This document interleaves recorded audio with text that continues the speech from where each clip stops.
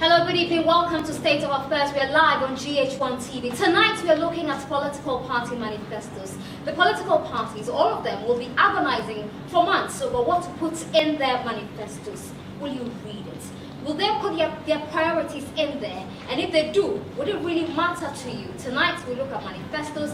If you actually read them to decide who to vote for.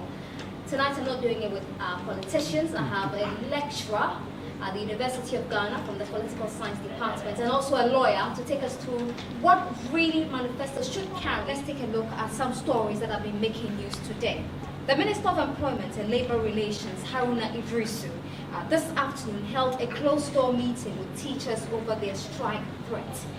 We'll be joined very soon on the phone by Daniel Quashigah, who's head of compensations and working conditions, to tell us about the outcome of that deliberation, because we understand that meeting went on for several hours. We'll find out if really it came to any understanding or did it result in a not. Well, I'll be joined very soon by the gentleman who's in charge of working conditions at NAT, that's the Ghana National Association of Teachers, and that's a picture, a visual of the Deputy Minister of Education, Samuel Okudzeto Ablakwa, together with some officials from the Ministry of Education, as well as members of Ghana National Association of Teachers, and also NAGWA. So we'll be joined on the phone. Hopefully we get lucky to reach him on the phone. In the meantime, we'll take a look at another story that is developing in the Volta region. The Sugakope Bridge linking the Greater Accra region to the southern part of the Volta region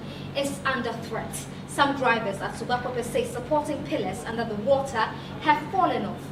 Our reporter Joseph Armstrong Gold Alobe visited the area and found this report.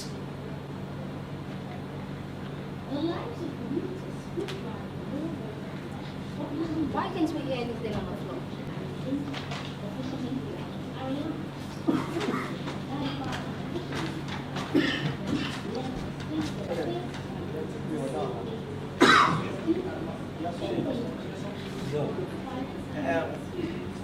Gideon, the volume.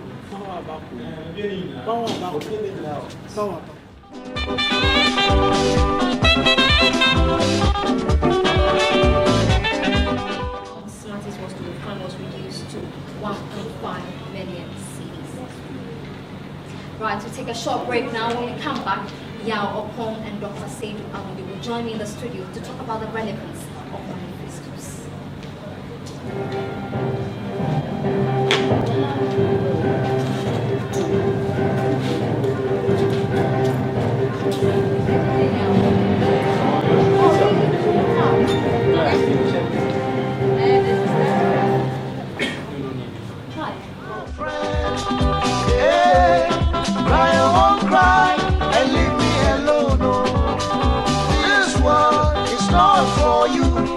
Mind your own business and burn your canoe.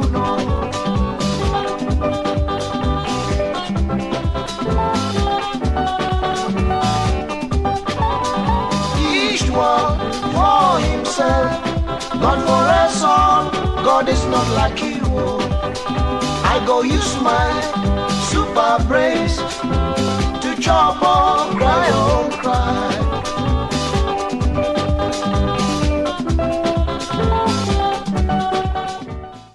This Friday, a new FIFA president will be elected after a scandalous last 9 months. We'll have details on what to expect on Friday because it's the biggest event in football across the world. We'll give you a guide to the 5 candidates that are standing for the FIFA presidency, plus how the voting system works and the major issues that are being debated before that election on Friday. Plus, after dodging all the attempts to stop it through legal means and the lack of sponsorship, the Ghana Premier League did kick off over the weekend. We will look at some of the major talking points that emerged from the weekend sports in action. And last week we had Isaac Dube here in the studio, and he said he was going to beat his opponent. He did indeed beat him.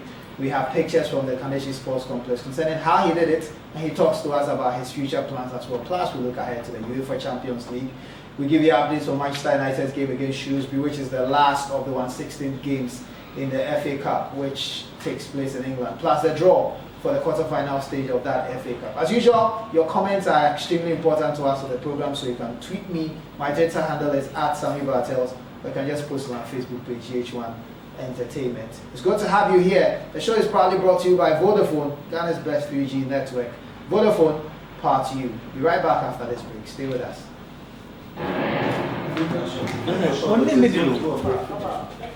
Hey guys, what's up? Uncle Dan, what's this show? Game. Game. Explain game. Explain game. It's a sports show. A sports show about what? Charlie, you're recording. Please, we are doing recording here, please. Yeah, serious. Mind you. That advanced football matches like Chelsea matches. So we're talking around the world, Yeah. not just Solo. and is it everything from like rugby to football to Yes. everything? Do you want to be in the shot? Boxing. Just football. about, not 100%. Okay, because I can see cut off. Yeah. Yeah. We can see. Okay. So tell us who you are. I know who you are, but they need to know who you are. I'm Because Daniel. you work from what hour to what hour, doing a lot of stuff. So we want to know who you are. Full day. I am Daniel Quashigah. So why are you downplaying who you are? I'm Daniel. His name's Daniel. Okay. And he's the man of the man. I personally call him like the media guru of Ghana. That's what I call him. But he's just playing like he don't know who I am, and he's playing like he has never had a job before in media. He's never seen a camera, he's never seen lighting. This time all the lights that are shining right about now, he made them. So who are you? I'm Daniel. I'm a DOP. I'm a director of photography. Thank you. Oh my days. You finally said it. So you're in charge of what? For now in GH1, I do floor managing. I do head of the studios. I do camera. Basically everything, directing. Photography is lighting, so I'm part of lighting. So you look at every aspect of I have the to set. have more or less like a quality control officer for both the cameras, the set, the lights. I saw a couple of weeks ago you posted about the new set of State of Affairs and that you guys erected it very quickly. How did that concept come about? Well, it's a concept that was hanging that to be done, but the stage was being constructed. We had a few days to finish the stage, and then how to now balance lighting. Lighting is quite technical, so it took a long time to get the right lighting. It took like 3 days, so anytime the show goes on, we set up new lighting to rerun. And finally we managed to get it to the State of Affairs, the program has been running for 3 weeks. Yeah, 3 weeks. And what is the following? Do you get a lot of people tuning in? Yes. Already? Because of the guest, Okay. the guest is a big guest from TV3.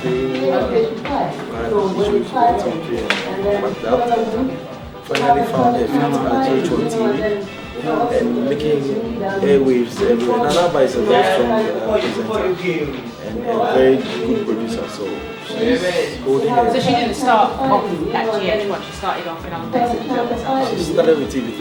Oh, she did? Okay. Yeah, she was one of the top presenters at TV3 and now with GH1 TV. What does the life of GH1 look like? Why are you jealous? GH1 has been running for the past 5 years and we're doing good. We are among the first 5. So we couple 5 years. Others have been there for 10, 11, but we're catching up. And they should watch out. So watch out for what? Watch out for quality, smartness, and differences when it comes to TV. So what else are you gonna give us any sneak previews? Or are you gonna tell us something? Just watch. Also, Surprises. there's something that these guys do that is probably not so popular. Can you explain about the whole social media network that you guys do? What do you mean, which one is that? The watch it thing. No, so these guys don't just have a YouTube channel, but they go live on YouTube with their shows. Yes. There's a new Elaborate. software that's from the MC app that when it goes live from the cameras, goes to VTR, transfer to MC app. It just goes direct to social media like YouTube and the rest. So you can view us live as it's going on. You can watch us live on YouTube. Okay.